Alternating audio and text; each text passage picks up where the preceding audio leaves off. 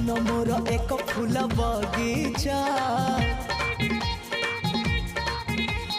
मन मोर एक फूल बगीचा बिछे देइछि प्रेम गालीचा चली आस सेई बाटे खोजुछि मु साथी गोटे